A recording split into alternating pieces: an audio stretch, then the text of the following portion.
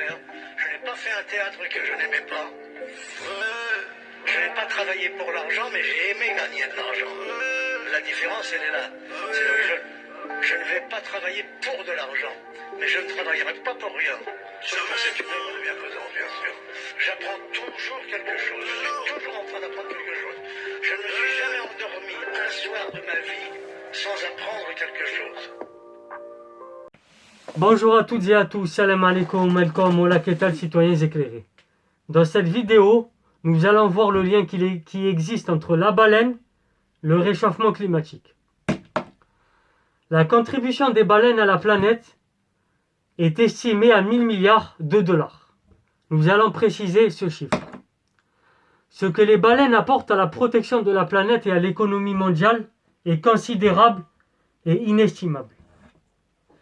Telles sont les conclusions d'une équipe d'économistes du Fonds monétaire international et d'universitaires qui ont mené une étude effectuée en collaboration avec les biologistes d'un conservatoire américain qui s'appelle Great Whale Conservancy.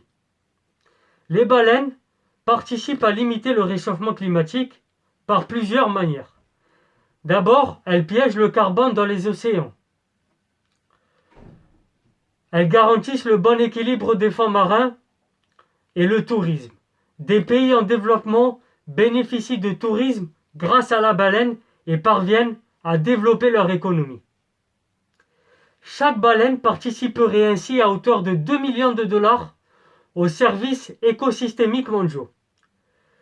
Ce qui fait un total de 1000 milliards de dollars si on prend la population mondiale de ces mammifères qui restent encore sur notre planète.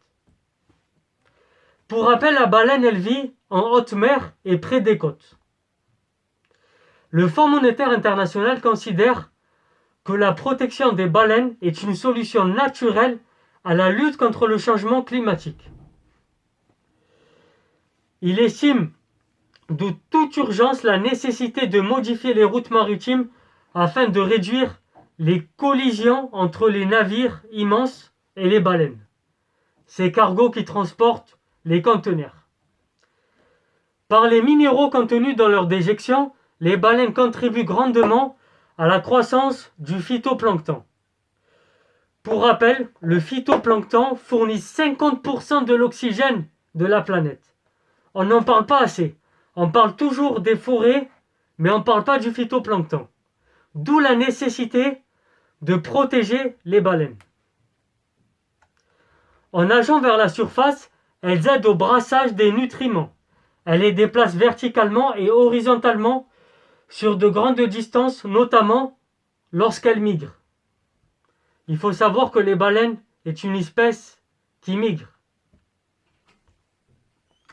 Le bon fonctionnement des océans, leur bonne santé, leur aptitude à produire de l'oxygène, tout cela dépend largement de ces mammifères et plus particulièrement des baleines. Malheureusement, la chasse intensive à la baleine a détruit leur population. Si cette activité a beaucoup régressé avec l'imposition d'un moratoire international dans les années 80, le nombre de ces animaux n'aurait pas atteint le quart de ce qu'il était avant 1980. La baleine bleue, la baleine franche notamment, ont bien du mal à se rétablir du fait de l'impact des activités humaines sur l'océan. Un peu partout dans la planète, les filets de pêche, les déchets plastiques, la pollution sonore participent grandement et est le facteur explicatif principal du déclin des baleines bleues et de la baleine franche. La population de baleines bleues a par exemple diminué de 98%. C'est énorme, je ne sais pas si vous vous rendez compte. Le directeur du conservatoire américain, dont nous avons parlé tout à l'heure, a dit que sauver les baleines contribue à sauver la planète. C'est aussi simple que ça. En effet, nous avons vu le lien entre la baleine, le phytoplancton et l'être humain.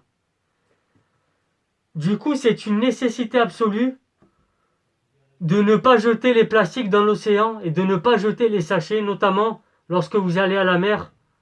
Je parle que ça soit, peu importe dans la planète, peu importe que ça soit en France, que ce soit en Afrique, que ce soit aux États-Unis, etc., il est important de ne pas jeter. Ce sont des petits gestes anodins qui participent à la préservation des baleines. L'accent est mis sur la recrudescence de gigantesques cargos depuis une cinquantaine d'années. Ces cargos sont plus gros qu'auparavant. Ces cargos ont une capacité de chargement supérieure à ce qu'ils étaient il y a 30 ans, c'est-à-dire dans les années 80. Selon les estimations, plus de 100 000 baleines bleues, baleines à bosse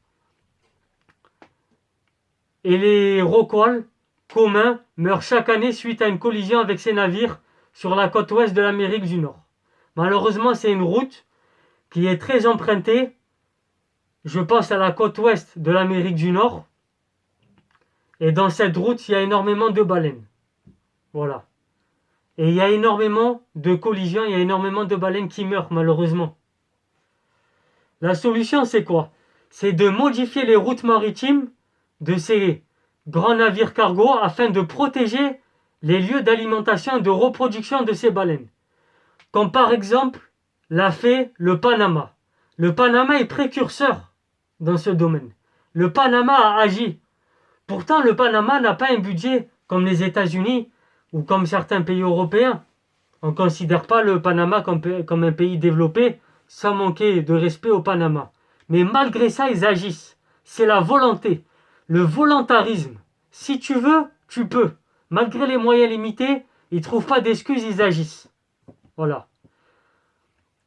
Du coup, c'est une nécessité. Et c'est la meilleure solution pour réduire cette mortalité élevée des baleines.